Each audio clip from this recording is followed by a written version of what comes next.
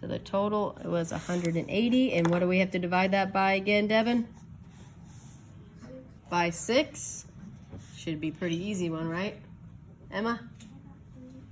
You got what? 3.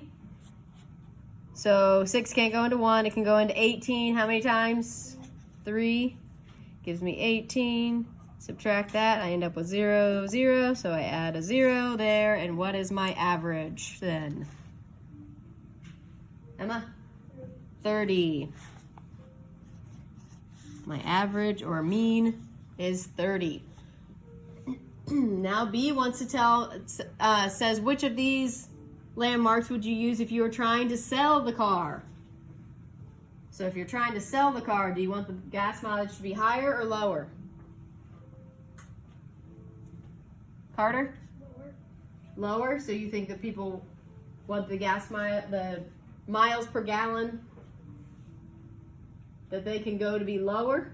Higher. It's going to be higher. So which one of those would we use to convince someone that this is a good car, Izzy?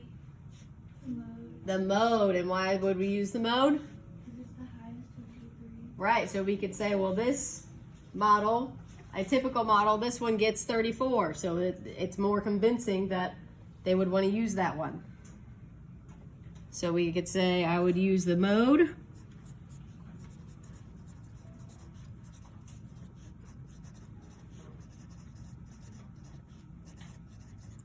Because it shows the highest MPG, stands for miles per gallon.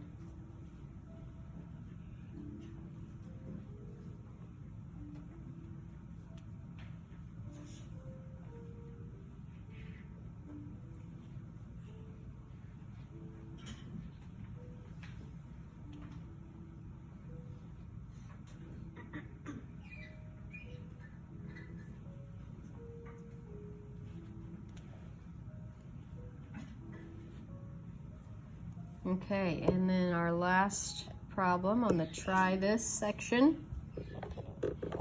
This one's a little trickier because we've been given only 3 out of 5 of our data set. It says the table shows 1 week of high temperatures in March in Chicago. The mean for this temperature data is 44 degrees Fahrenheit. So we already know the mean. They already told us what the average is. But now we need to figure out what can I put into these 2 boxes to be able to make it make sense. So we need to work this problem backwards. Instead of adding all of our pieces of data and then dividing by how many we have, we already know the average. So we need to work backwards. So what could I do with that 44 degree Fahrenheit average to figure out what my total ended up being? Because remember, if we had these, we would add them all up, and then whatever this answer was, we would divide it by 5. But right now, we don't know what this answer is. We don't know what that total was. So how can I work that backwards? How can I go from 44 degrees to figure out what I divided by 5? Emma? You would multiply it. If you're working backwards instead of dividing, you would multiply. So whatever our answer was here, we divided it by 5. So then to go backwards, we would take our answer, which we know is 44, and multiply it by 5, and that would give us our total on the inside there. So take a second, 44 times 5.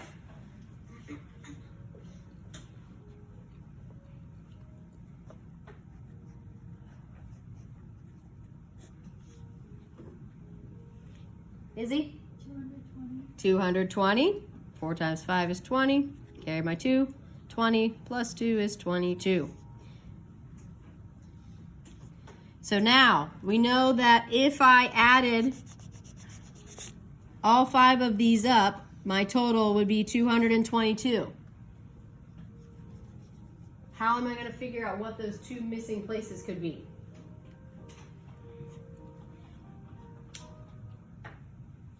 Izzy? Add the 3 and then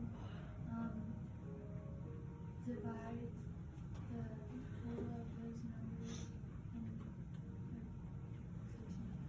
and 220. Okay, so we would add these 3 that we already know. We're not going to divide it, but we're going to subtract it away, because that will give me the total of what would be left for these 2 places. So if I add up 43 plus 52, what's that give me? Evelyn? 95. 95. And if I add 95 to 40, Maddie? 135. 135. So if I took 220 minus 135, can't do 0 minus 5, borrow. 10 minus 5 is 5. Can't do 1 minus 3, so borrow. 11 minus 3 is 8. And then 1 minus 1 is 0. So that means my total between these two is 85. So now, what could I say that Wednesday and Thursday could be? Emma? You could do 85 divided by 2 to find out the exact. Yeah, I could do 85 divided by 2 and find out the exact amount that would be broken in half. What else could I do? Does it have to be exactly the same number? No.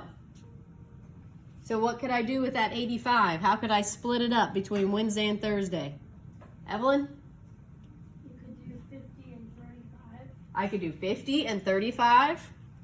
What else could I do? How else could I break that 85 apart?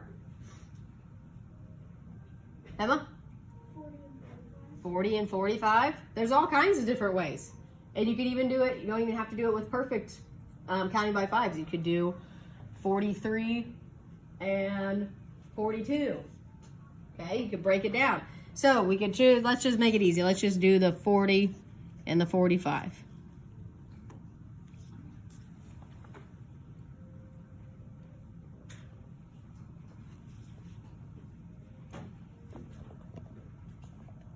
Now on B it says to describe our strategy. What did we do there?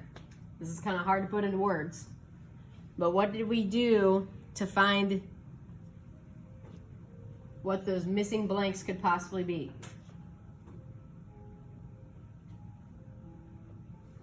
Emma? Yeah, we worked an average but did it backwards, right? We knew the average, so we worked it backwards to find the original pieces. So we could say, I already knew the average, or the mean, so I worked the problem backwards.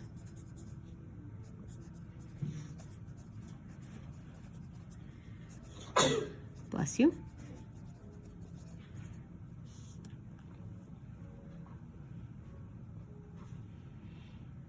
And then on C, it says what temperatures could give the correct mean or the correct average, but wouldn't make sense in our list of temperatures. So they're saying, what could we put in these 2 slots that would give me 85, but wouldn't make any sense on what the chart is actually showing.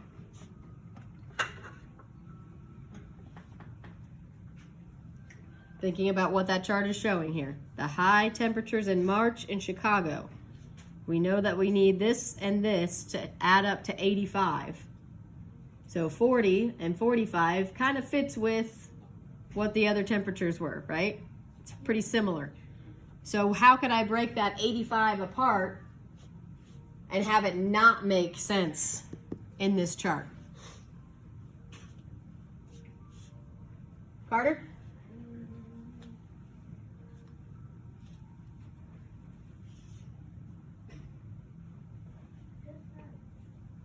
You forget? Yeah. That's okay. Izzy? 80 and 0? Oh, you're close. If it has to be 85 though. Oh, 85. 85 and 0. Would it make sense for one day in Chicago to be 85 and the next day to be 0 degrees? No, that seems pretty crazy, especially when we already know that this one's 43, this one's 52, this one's 40. That would be a crazy difference in the temperature, right?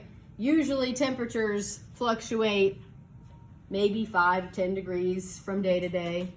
You may have some outlier days where it drops 20 degrees in one day or something like that, but the chances of it going from 52 to 85 and then back down to 0 the next day, that's pretty unlikely, right? That's not going to make sense with our situation. So you can list your two numbers. You can say 85 and 0. You could say even 80 and 80 and 5.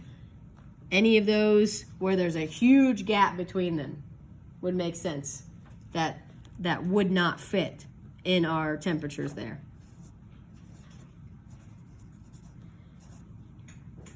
$85 degrees and 0 degrees, 80 degrees and 5 degrees.